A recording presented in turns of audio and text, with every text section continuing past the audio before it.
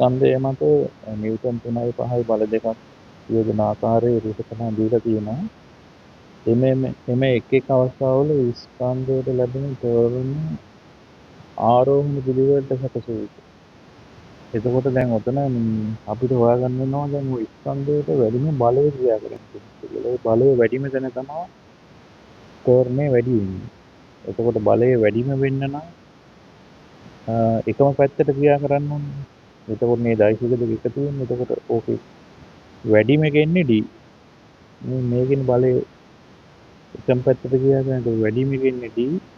අඩුම එක මොකක්ද වෙන්නේ? එතකොට බලය සමාන්තරව දෙපැත්තට තියෙන්නේ මේකේ. එතකොට ඒ තමයි අඩුම. වැඩිම එක D.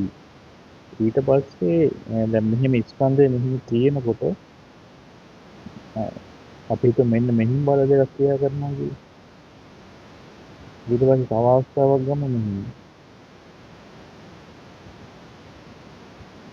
මේකේ ඇන්ගල් එකට වැඩිය මේකේ ඇන්ගල් එක ඊට කුඩායිනේ. එතකොට වැඩිම බලයක් තියෙන්නේ මේකේ. ඒ වගේ අවස්ථාවක් ගත්තාම ඊළඟට වැඩිපුරම තියෙන්නේ දැන් මෙතන අංශක 90ක් වෙනවා.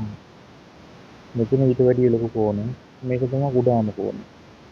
ඊට පස්සේ මෙතෙන්ට එන්නේ C එතකොට.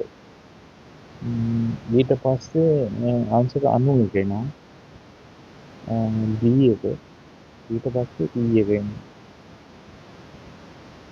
ඔය පිළිවෙලට තියෙන දෙයින් නේ.